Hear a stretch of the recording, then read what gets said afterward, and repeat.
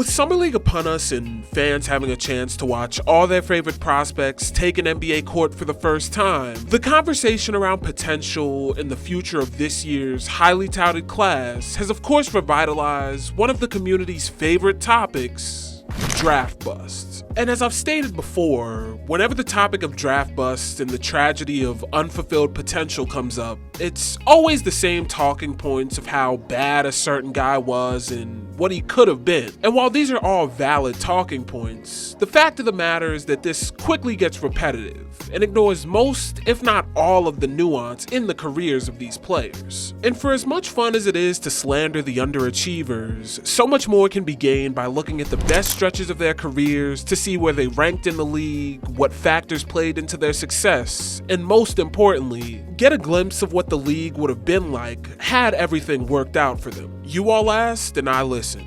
So without further ado, let's talk about 3 more times that NBA draft busts turned it around and became superstars. For our first player, we're going to be looking at Jarrett Culver. Nowadays, the name Jarrett Culver doesn't really come up much in conversation around draft busts, because he isn't really viewed as some sort of spectacular underachiever, partly because of the absolutely loaded class he came out of.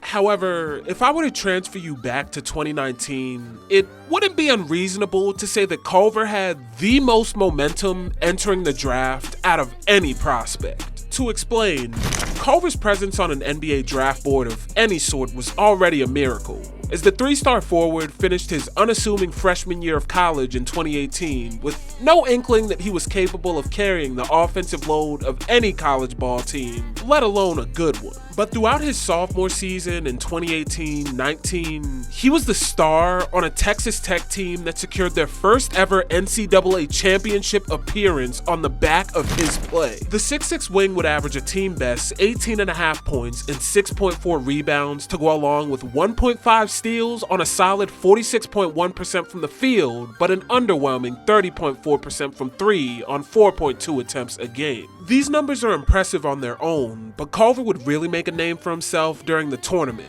where he impressed scouts with an ability to do everything on the court for his team, acting as a defensive stopper on the wing while keeping his scoring averages high and leading Texas Tech in assists as they marched to the championship game. According to an article from Brad Rowland of SB Nation, Culver would have an impressive 25.1 player efficiency rating and a 26.1 assist percentage that made him one of the most dynamic players in the eyes of a lot of scouts, with Jonathan Wasserman of Bleacher Report describing Culver as, quote, one of the draft's most complete two-way players. But one of the biggest concerns about Culver was his extremely high usage rate in college, which sat at a 32.2%, a level reserved only for the purest of offensive stars in the league, and thus, scout perception on Culver was warped, with Rowland perfectly predicting his path to stardom in the league, saying, quote, it would be bold to project him as a full-blown stopper in the NBA, but that isn't out of the question. And he was notably better as a freshman when he was asked to do less on the other end. That could be an analog for his NBA role, and if his defensive ceiling unlocks, that provides more leeway on the offensive end. And ultimately, while there was a general concern about his jumper and most scouts agreed that he'd have to take a step to be effective in the league, Culver's scorching tournament run led the T-Wolves to selecting him with the 6th pick in a loaded draft.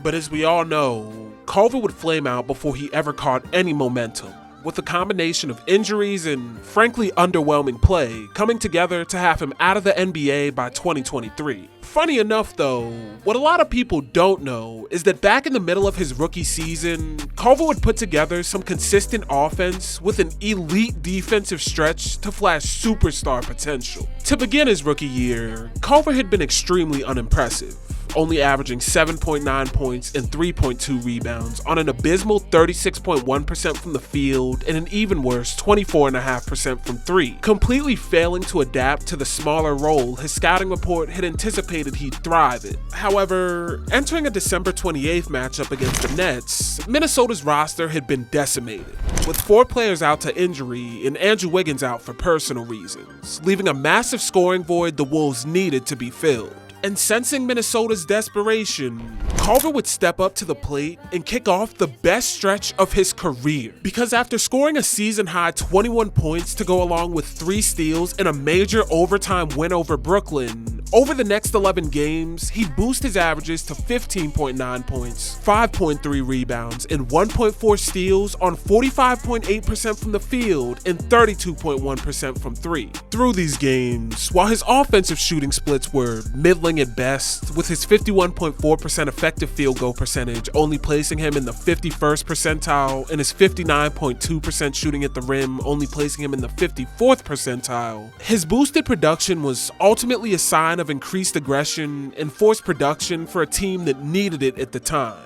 And the real revelation came from Culver on the defensive end. Culver would not only have a steal percentage of 1.8 that placed him in the 74th percentile amongst all wings, but he'd have a block percentage of 1.4 that placed him in the 87th percentile. And what's more is, as an individual defender, Culver would shine, as his defended field goal percentage would see opponents shoot a whopping 4.3 percentage points worse when guarded by him. This stat becomes all the more impressive when you realize that Culver's work had real results, with him netting the lowest defended field goal percentage on a team that shot up from 18th in the league in defensive rating with a 111.4 to 5th at a 106.8, with Culver being the stopper of the team over this stretch. Ultimately though, following these 11 games, Culver would regress back to the mean with his offensive and defensive output dropping off a cliff. And he'd never really have anything close to this type of production again. But just remember that in the middle of his rookie season,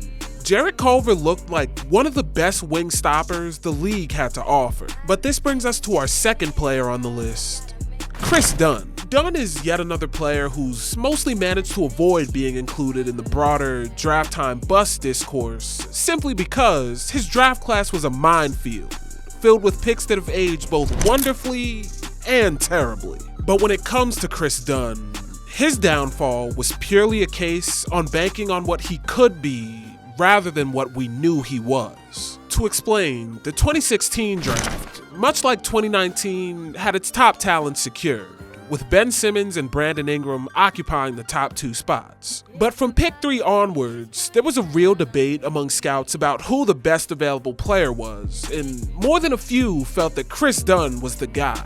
After spending 3 years at Providence, Dunn finished up a monster junior campaign with scouts placing a lot of stock into his offensive game, despite him being well known as a defensive prospect. On top of leading the Big East in steals at 2.5 a game, he averaged 16.4 points and a conference best 6.2 assists, shooting 44.8% from the field and a career best 37.2% from 3, leading scouts to fantasize about just how lethal he could be should his scoring come around to the level of his defense in the NBA. And in a scouting profile for NBC Sports Boston, former Providence coach Tim Welsh capped off his report of Dunn with a statement that exemplifies just how high his ceiling was projected, asking, quote, "Do you pass on Dwayne Wade?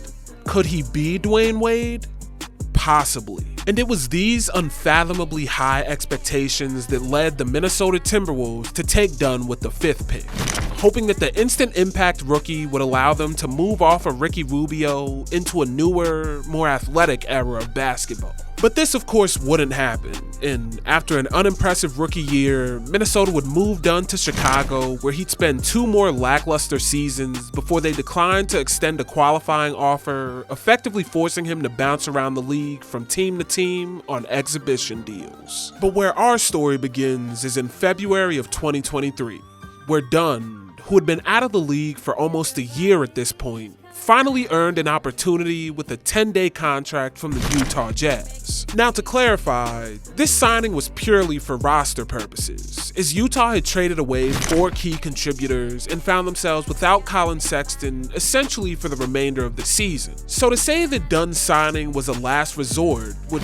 be an understatement. But when Dunn finally got to play on that 10-day contract, he put together a career-saving stretch of basketball. Over the final 22 games of the season, Dunn would become Utah's most invaluable contributor, averaging 13.2 points and 5.6 assists to go along with 1.1 steals on a monster 53.7% from the field, finally managing to fulfill that two-way potential we'd all heard about. But the real revelation was Dunn's temporary emergence as a sniper, as he would shoot a mind-boggling 47.2% from 3 over this span, the highest mark of his career and a development that even the most delusional of scouts could have never imagined. Though he'd only take 1.6 threes a game, Dunn's hot shooting not only placed him in the 93rd percentile of effective field goal percentage at a 57.7%, but the 91st percentile of mid-range shooting, with him making a perfect 50% of his 126 mid-range shot attempts. And from 3,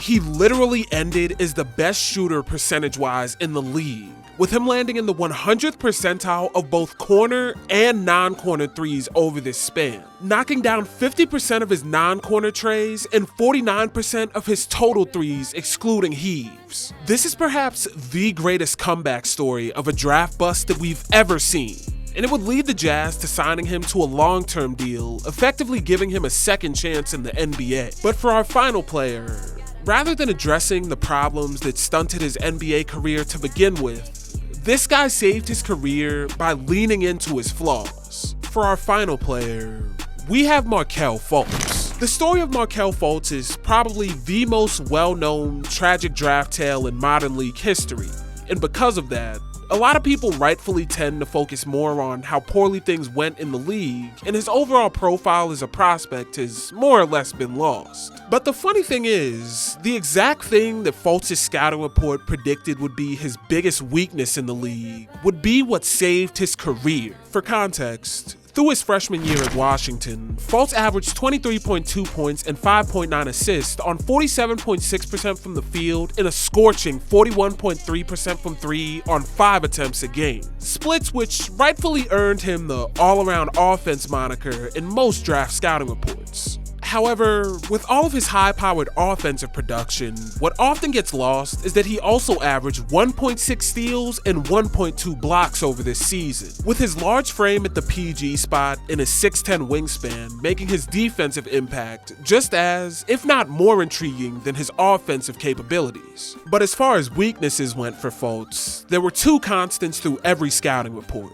The first was pertaining to his defense, where his effort would occasionally disappear and he wouldn't look as impactful as we all knew he could be. But the second and most important criticism surrounded his shot selection as he entered a changing NBA. And in their scouting report of every prospect, The Ringer described Fultz's biggest shortcoming, writing, quote, "He'll need to utilize more step-back jumpers. He needs to extend his shooting range, and he usually used the slow 1-2 step off the catch in college. He settles for too many mid-range jumpers and floaters rather than attacking the rim." This criticism of Fultz's shooting habits isn't unreasonable, especially given the moment that the league was in when he was drafted.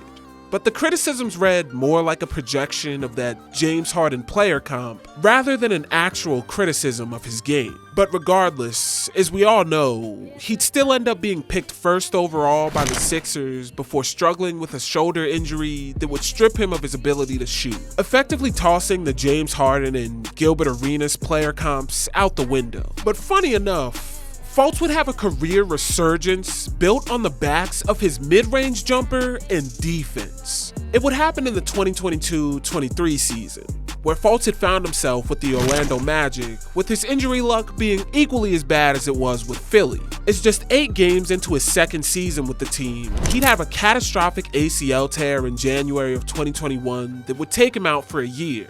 And after this return, he'd have a delayed start to the 22-23 season with a broken toe. So by the time he returned to the court for Orlando in November of 2022, there weren't super high expectations for the perpetually injured guard. But when he finally made his debut for Orlando, Fultz would kick off the best season of his career, because through 60 games, he'd return to form, averaging 14 points and 5.7 assists to go along with 1.5 steals per game on 51.4% from the field.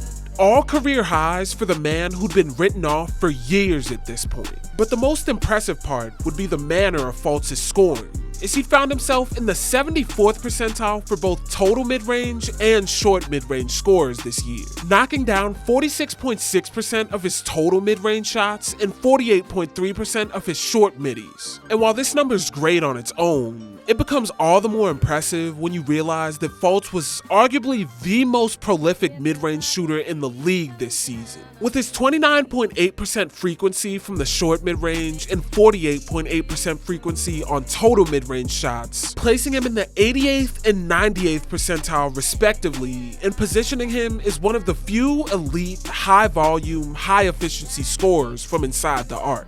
And defensively, Fultz's .7 block percentage was good to place him in the 76th percentile amongst all combo guards. And his 2.1 steal percentage marked yet another career high that placed him in the 85th percentile. Ultimately though, this year would unfortunately represent the highest point of Fultz's career, and as the Magic continued to build towards contention, they ultimately moved on from Fultz, with him exiting the team at the end of the 23-24 season. But don't ever forget that for that 2022-23 season, Markelle Fultz saved his career by leaning into his shortcomings. But with the Fultz segment over, we've reached the end of the video.